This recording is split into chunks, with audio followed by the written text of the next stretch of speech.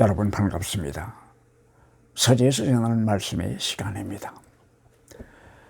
공관복음에서는 예수께서 요단강에서 세례를 받으실 때에 하늘에서 성령이 비둘기같이 내려와서 그 위에 앉았고 바로 그 성령이 예수를 광야로 인도했던 것으로 기록하고 있습니다. 요단강의 광야는 황망하고 메마르며 낮에는 덥고 밤이면 추운 곳입니다. 예수께서는 거기서 40일 밤낮을 지나시게 됩니다. 사람들은 이 사건을 광야의 시험이라고 부릅니다. 그런데 시험이라고 하는 것에는 두 가지가 있습니다. 그 하나는 세상을 살면서 치러야 하는 시험이고 또 하나는 영적인 시험입니다.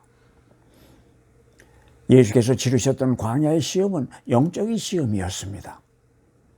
세상에서의 시험이란 학기말 시험, 입학시험, 입사시험과 같은 것들입니다. 세상의 시험 좋아하는 사람은 없는 것 같습니다. 그러나 그런 시험들은 세상을 살다 보면 치러야 하는 것들입니다. 그렇다면 이 시험이라고 하는 것들의 원래 목적은 무엇이었습니까? 왜 학교에서는 시험 지옥이라는 말이 나올 정도로 학생들을 시험으로 혹사를 시키는 것입니까? 사실이지 시험으로 시달리는 그 기간들은 젊은이들의 인생에 있어서 금싸라기 같이 귀중한 시간들입니다. 그런데 어떤 것은 평생을 살면서 한 번 써먹을까 말까 한 그런 것들을 기억하며 배우기 위하여서 건강을 해치면서까지 그 소중한 시간을 허비해야 한다고 생각을 한다면 애처롭다 못해서 그 아이들이 불쌍하다는 생각까지 들 때도 있습니다. 시험이란 원래 능력을 기르는 수단으로 도입된 제도였습니다. 시험을 치르기 위하여 학생들은 공부를 했습니다. 학년만 시험이라는 것을 통하여서 다음 학년에서 공부를 계속할 수 있는 기초가 되어 있는지를 알아보려는 수단으로 사용되었던 것입니다. 그런데 그 좋은 생각에서 시작되어 잘 운영되던 시험이 심한 경쟁 사회가 되면서 경쟁의 승자와 패자를 가르는 도구로 전락을 해버리고 말았습니다. 그러나 아직은 별다른 방법이 없으니 그 어처구니 없는 일들은 계속되고 있는 것입니다. 예수께서는 광야 40일간의 세 가지의 시험을 받으셨던 것으로 전해지고 있습니다. 돌로 떡을 만드는 것과 악마에게 머리를 숙이는 것과 성전 꼭대기에서 뛰어내리는 것이었습니다. 이것은 부와 권세와 명예에 관한 시험이었습니다. 요단강에서 세례를 받고 물 위를 올라오실 때에 예수께서는 너는 내 사랑하는 아들이라는 소리를 직접 들었고 성령이 비둘기같이 그에게 내려앉는 것을 보았다고 했으며 바로 그 성령이 예수를 광야로 인도했던 것입니다. 그렇다면 예수의 40일간의 광야는 무엇을 뜻하며 어떤 의미가 있는 것입니까? 예수께서는 이 40일간의 광야 생활을 통하여서 자기가 들었던 하늘의 소리를 확인하는 시간이 아니었는가 하는 생각을 해봅니다. 다시 말하면 이 광야의 시간들은 자기가 누구인가에 대한 아이덴티티를 정립하고 확신하는 시간들이었다고 할 수 있다는 것입니다.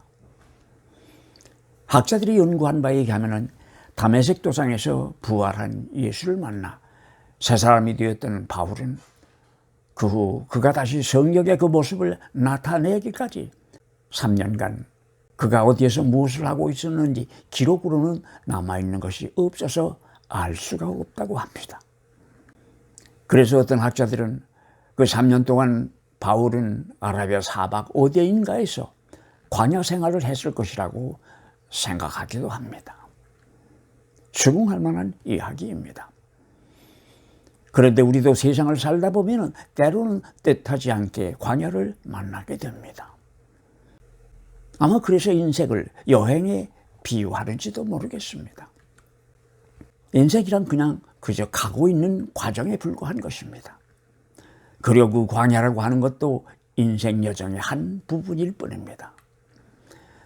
그런데 인생이라는 여정에서 광야를 만나게 될 때 미련한 사람들은 자기의 운명을 저주하다 지치고 말지만 믿음의 사람들은 광야를 영적인 성숙의 기회로 삼는 것을 봅니다. 몇 년 전에 암에 걸려서 투병을 하면서 인생의 광야를 경험하던 한 젊은이를 내가 가까이서 만날 수 있었습니다. 그를 방문해서 대화도 나누고 위로의 이야기도 해주며 같이 열심히 기도한 일이 있었습니다. 그러던 하루는 그가 내게 이런 이야기를 들려주었습니다. 전에는 자기가 중요하다고 생각하던 것이 이제는 하나도 중요하지 않으며 전에는 그저 당연한 것으로 생각하며 대수롭지 않았던 것들이 이제는 정말로 소중하다는 것을 알게 되었다고 했습니다. 그러면서 그는 자기가 인생의 여정에서 어떤 것이 더 중요하고 어떤 것이 덜 중요한가를 일렬로 나열하라고 한다면 지금은 꽤나 자신 있게 할 수 있을 것이라며 그 젊은이는 내게 환한 웃음을 보여주었습니다. 그런데 말입니다. 하나님께서는 그를 그 젊은 나이에 그만 데려가셨습니다. 인생에 있어서 광야의 시간들은 나 자신에 대하여 진지하게 배우는 시간들입니다. 그래서 내가 영적으로 성장하는 주옥과 같은 시간이 됩니다. 세상살이에서 치르는 시험은 다른 사람을 상대로 하는 싸움이지만 영적인 시험은 자신과의 전쟁입니다. 자기 속에서 서로 싸우는 두 개의 자신을 발견한다는 바울의 표현도 바로 같은 이야기가 아니겠는가 하는 생각을 해봅니다. 여정이란 가고 있다는 것을 의미합니다. 그러니 서 있는 것은 여정이 아닙니다. 그리고 가고 있는 이에는 목적지가 있습니다. 그런데 그 목적지에 대한 의식도 없이 인파에 밀려서 움직이는 사람들이 생각보다 꽤나 많은 것 같습니다. 인생의 광야를 지나는 것이 아무리 바쁘고 힘들더라도 스스로에게 꼭 물어보며 확인해야 할 것들이 있습니다. 중요한 그 무엇인가를 뒤로 미루지는 않았는가 하는 것입니다. 이런 이야기를 제가 드리면은 뒤로 미루다 성취 못한 중요한 무엇을 이야기하는 것으로 생각하는 분들이 많습니다. 그러나 그보다 더 중요한 것은 뒤로 미루다 다 하지 못한 관계가 있는가를 알아보는 일입니다. 미국의 어느 큰 사업가가 바닷가에 있는 한적한 마을을 가벼운 마음으로 여행하게 되었다고 했습니다. 거기서 그는 작은 고깃배를 선창가에 대고 있는 한 어부를 만나게 됩니다. 바다에서 막 돌아오는 그 작은 배에는 노란 지느러미에 싱싱한 참치가 몇 마리 있었습니다. 잡은 참치가 참 싱싱하다며 어부에게 말을 겁니다.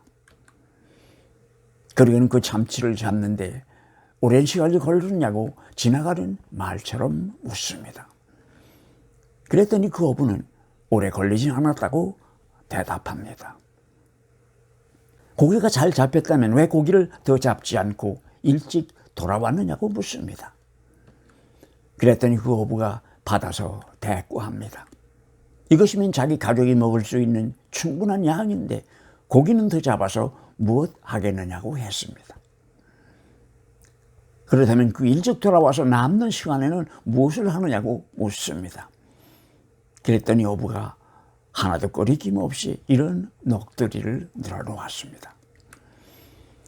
시간이 있으면 늦잠도 자고 아이들과 놀아주기도 하고 낮잠도 좀 자고 저녁이 되면 마누라와 시내에 나가서 친구들과 어울려서 포도주도 마시고 기타도 치면서 노래도 한다면서 자기 딴에는 꽤 꽉 차인 스케줄을 따라 산다고 했습니다. 그랬더니 그 도회지 양반이 일장에 연설을 들어놓습니다.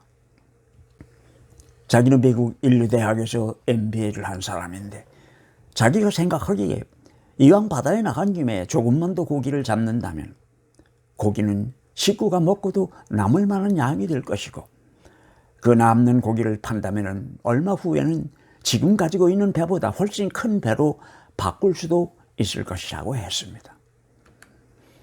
그렇게 되면 더 많은 고기를 잡을 것이니 그 다음은 한 척이 아닌 여러 척의 고깃배를 사서 선단을 꾸릴 수도 있을 것이고, 그 다음에는 중간 상인들을 배제하고 직접 통조림 공장과 거래를 하고, 그러다 보면 통조림 공장도 차릴 수 있어 큰 돈을 버는 것은 시간 문제일 것이라고 했습니다. 그렇게 되면 이 작은 마을에서는 그런 큰 사업을 계속할 수 없을 것이니 큰 도시로 자리를 옮겨야 할 것이라고 했습니다. 그 MBA 아저씨의 강의를 듣고 있던 어부가 그렇게 되려면 얼마나 걸릴 것이냐고 물었습니다. 아마 15년 아니면 20년 정도를 걸리지 않겠느냐고 자기 딴에는 꽤나 정직한 대답을 하는 양 말을 이었습니다. 그랬더니 그 어부는 그리고 나서는 어떻게 되는 것이냐고 묻습니다. 아주 적절한 질문을 적절한 때에 해주었다면서 맞장구를 치고 나서 바로 이 대목이 중요하다며 말을 계속했습니다. 그렇게 되면 주식을 시장에 내놓아 공매를 하고 적당한 시기를 모아서 주식의 반을 팝니다. 그리고는 은퇴를 하는 거죠. 그런 다음에 작은 5천으로 내려와 늦잠도 자고 아이들과 놀아주기도 하고 낮잠도 자고 저녁이면 부인과 함께 시내로 나아가 친구들과 어울려서 포도주도 마시고 기타도 치며 노래도 하는 것이죠. 이 말을 듣고 있던 어부의 답변입니다. 지금 할 수 있는 그 중요한 것들을 왜 15년이나 20년까지 미뤄야 합니까? 인생에 있어서 중요한 것은 무엇을 이룩하느냐 하는 것이 아니고 누구와 어떤 관계를 갖느냐고 하는 것이 아니겠는가 하는 생각입니다. 그것이 누구와의 관계이든 말입니다. 그것이 하나님과의 관계였다면 더욱 그러할 것입니다. 여러분 끝까지 해주셔서 감사합니다. 즐거운 한 주 보내시고 다음 주일날 저녁 다시 뵙겠습니다. 감사합니다.